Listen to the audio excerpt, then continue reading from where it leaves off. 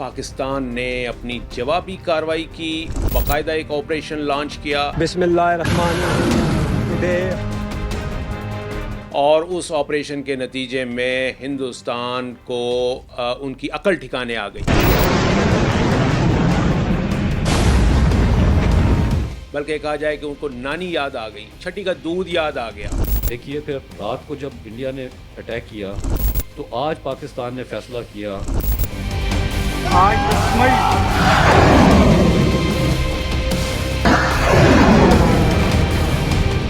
نہیں ریزالو اپنا شو کیا، انڈیا کے اندر گھس کے انڈیا کو مارا۔ انڈیا کی بڑی جو ملٹری انسٹالیشنز تھی، سینسٹیو ٹارگیٹس تھے ان کے، جو ان کو اٹیک کیا، سب حشر نشر کر دیا، نشر کر بالکل ایگزیکٹلی۔ اب لیکن یہ it was a critical decision making of our leadership, especially our arm forces.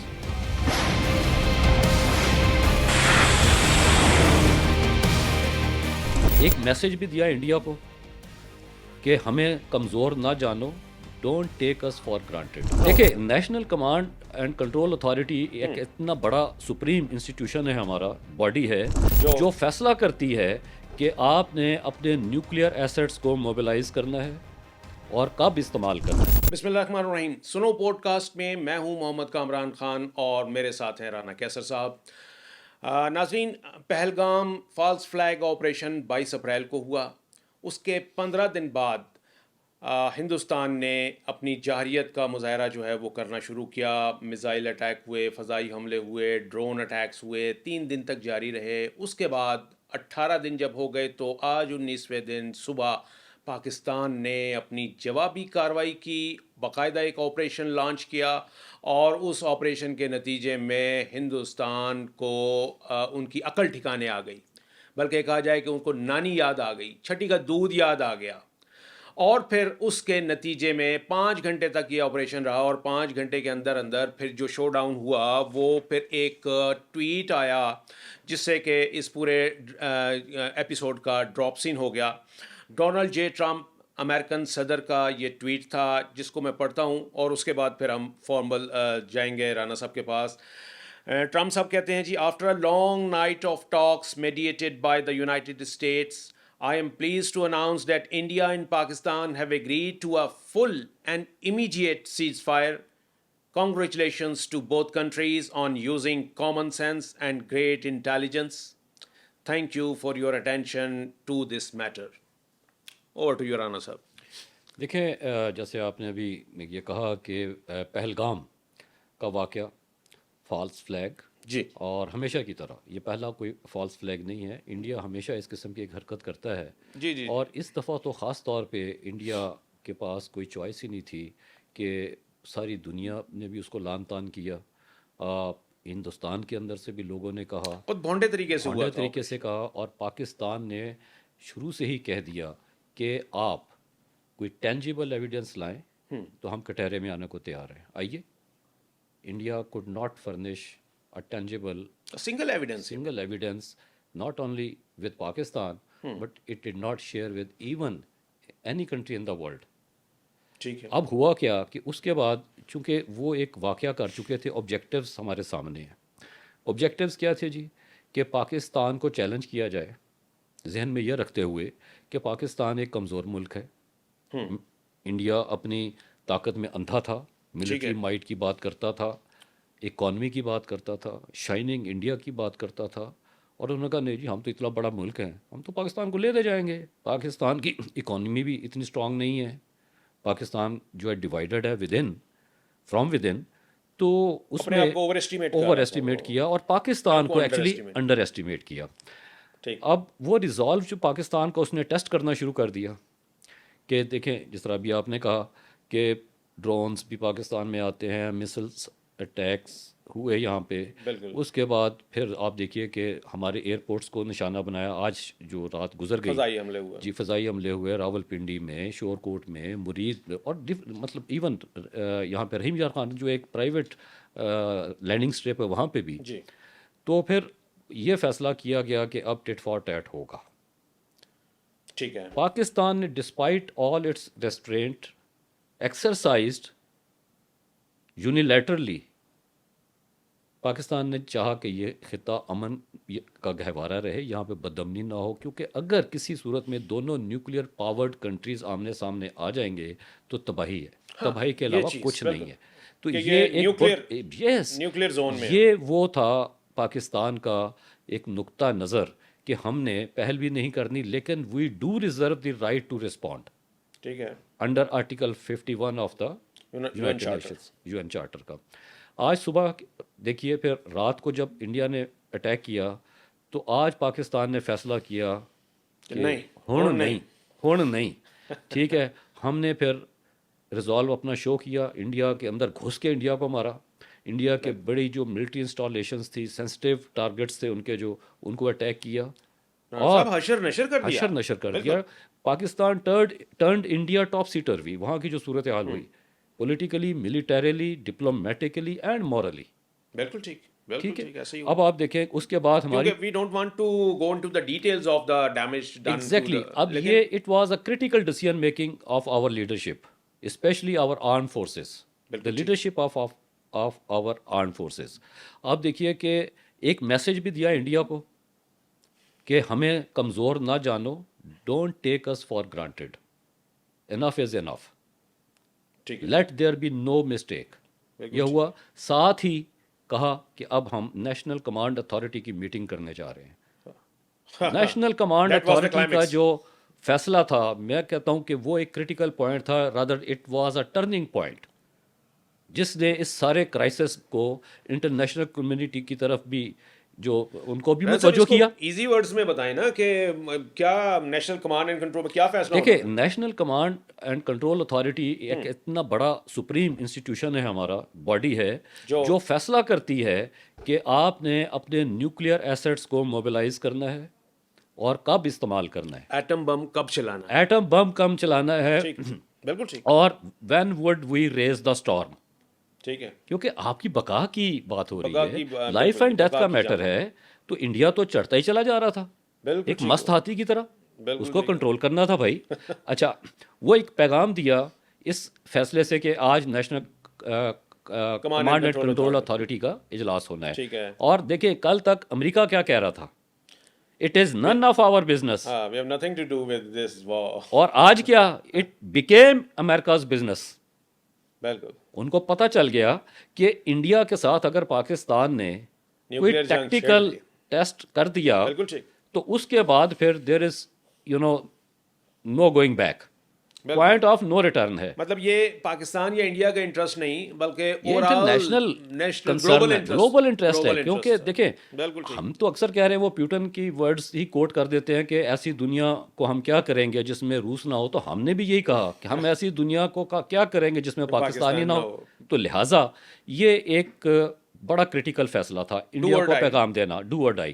دوسرا، ہماری آرمڈ فورسز کا جو رول ہے کامران صاحب، اس نے اس قوم کا سر فخر سے بلند کر دیا۔ Hats off to the leadership of arm forces, all officers and jawans, بے شک بے شک، ٹھیک ہے، اور انہوں نے آج بتا دیا دنیا کو کہ ہمیں کمزور نہ جاننا، ہمیں ہلکا نہ لینا، ہماری شرافت کو ہماری کمزوری نہ سمجھنا۔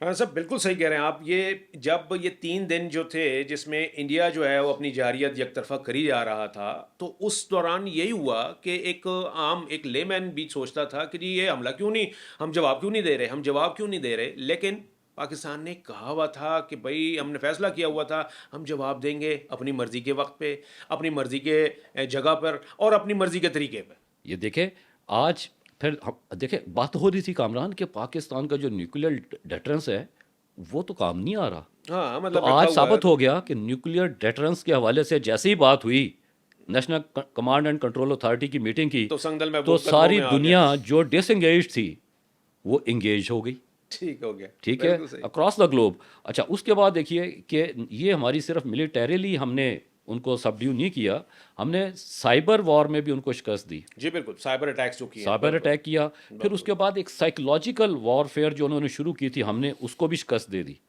کہ ہمارے لوگوں میں وہ ایک انتشار پیدا کرنے کی کوشش، ڈس اپوائنٹمنٹ پیدا کرنے کی کوشش، ڈس ایلوژن کرنے کی کوشش کی گئی، اس کو بھی ناکام کیا۔ اچھا رانا صاحب، سائبر کا میں مطلب ضرور ایک یہ ایڈ کروں کہ یہ وہ کہتے ہیں کہ انڈیا جو ہے وہ سائبر سیکیورٹی میں بہت ایکسپرٹ ہے, آج ایکسپوز ہو گیا. آج ایکسپوز ہو گیا کہ جب ان کی سینسٹیو سائٹس جو تھیں, آفیشیل ویب سائٹس جو تھیں, وہ ہیک ہو گئی. پاکستان نے ڈیٹا جو ہے وہ بھی ڈیلیٹ کیا, وہ اپنے لیے اس کو ریٹریو بھی کیا, اور بالکل ان کو یعنی کہ بتا دیا کہ جناب ہم نے تو آپ کا یہ سب کچھ جو ہے وہ ان کے غرور کی ہنڈیا بیچ چوراہے پھوڑ دیا, اور پوری دنیا نے یہ تماشا دیکھا کہ آپ نے رشین S-400 جو بیٹری تھی اس کو بھی ہم نے تباہ کیا. اس کے بعد ہم نے ان کے تمام وہ ٹارگٹس کو ہٹ کیا جس کے اوپر ان کو فخر تھا اور گھمنڈ تھا. رافیل کا حال کیا ہوا, اور وہ یہ جو آپ S-400 کہہ رہے ہیں, یہ کہتے ہیں کہ اس کی مالیت جو ہے $1.5 بلین. 1.5 بلین, ٹھیک ہے, اور وہ بھی اب بتا دیا کہ جناب ہم کہاں تک پہنچے. سو ٹیکنالوجی میں بھی ہم نے ان کو مار دے دی, آج ملٹری مائٹ میں بھی دی, ٹیکنالوجی میں ایمان اور جذبے کی مدد سے. یہ بنیادی فرق ہے. The spirits were very high. جو صبح واقعی جو فجر کے بابرکت ٹائم جو ہے یہ آپریشن اور ہم نے دن کا ٹائم چوز کیا, ہم نے اندھیرا تاریکی کا استعمال نہیں کیا. اچھا, پھر کامران صاحب دیکھیے کہ ڈس انفارمیشن کیمپین, ابھی کل پرسوں آپ دیکھیں انہوں نے کیا کیا, وار رومز بنائے ان کے میڈیا ہاؤسز نے, اور بتایا جی کہ ہم نے لاہور کی بندرگاہ پہ قبضہ کر لیا, فیصل آباد کی بندرگاہ, او بھائی وہ ڈرائی پورٹ میں سمندر نہیں ہے, سمندری ہے, سمندری اس کا یہ سمندری کا یہ ہٹا دیا, ٹھیک ہے, اور کہہ رہے ہیں کہ ہمارے بحری جہاز وہاں پہ لینڈ کریں گے اب. آئی مین دے وانٹڈ ٹو سے دس ایکچولی. تو اس کے بعد دیکھیں سب سے بڑی بات جو ہے کہ جو انڈیا کی کوشش تھی کہ پاکستان کو ڈپلومیٹکلی آئسولیٹ کیا جائے, وہ بھی ناکام ہو گئے. یہ ٹرمپ کی جو اسٹیٹمنٹ ہے, جو ٹویٹ ہے آپ نے پڑھ کے سنایا, تو اٹ سیز آل. بالکل صحیح, ٹھیک ہے, ڈپلومیٹکلی پاکستان آئسولیٹڈ نہیں, ایکولی ٹریٹ کیا. یہ نہیں کہ پاکستان کو کہا کہ نہیں تم یہ کرو. کچھ دنوں تک تو اسٹیٹمنٹس آ رہی تھی اس حوالے سے کہ پاکستان کو پریشرائز کرنے کی کوشش, اب نہیں ہوا. اچھا, دوسرا جو ہماری آرم فورسز کا آج مورائل اوپر گیا ہے, یہ بھی انپریسیڈنٹڈ ہے پاکستان کی تاریخ میں. بالکل جی, ابھی ہم نے وہ شوٹ کیا ہے, وہ باہر نعرے لگ رہے ہیں پاک فوج کے حق میں. ٹھیک ہے, وہ کہتے ہیں نا, وہ ملکہ ترنم نے صوفی تبسم کا وہ گیت گایا تھا 1965 کی وار میں, اے پتر ہٹاں تے نہیں وک دے. یہ انڈیا کو آج پتہ چل گیا ہے, تو لبدی پھرے ہیں بازار کڑے, اے پتر ہٹاں تے نہیں وک دے. اب اس کے علاوہ کہ ایک قوم نے بھی, انڈیا کی جو غلط فہمی تھی کہ پاکستان کے اندر پولیٹیکلی ڈیوائیڈڈ ہے قوم, وہ بھی ایک تاثر غلط ہو گیا کہ یہ ہمارا انٹرنل معاملہ ہے بھائی, ہم لڑیں گے بھیڑیں گے آپس میں. When it comes to you, ہاں پھر وی آر یونائٹڈ. یہ یہ پیغام آج دنیا کو دے دیا اکراس دا بورڈ. ہماری پولیٹیکل لیڈرشپ نے بھی, وہ دیور آل آن سیم پیج, اور ہماری آرم فورسز کے ساتھ ان کی سپورٹ تھی. اچھا, پھر ملٹری ہارڈ ویئر کی ہم بات کرتے ہیں تو آپ دیکھ لیجیے کہ آج آپ نے فرانس کا, رشیا کا, فتح ون نے جا کے تہس نہس کر دیا, J-10 نے, JF-17 تھنڈر نے وہ تھنڈر مچایا وہاں پہ. تو انڈیا کے اندر ایک امپلوئن فرام ود ان کی صورت حال ہے. اب وہ سوال اٹھا رہے ہیں مودی پہ, او مسٹر مودی, تو پاگل ہے کیا؟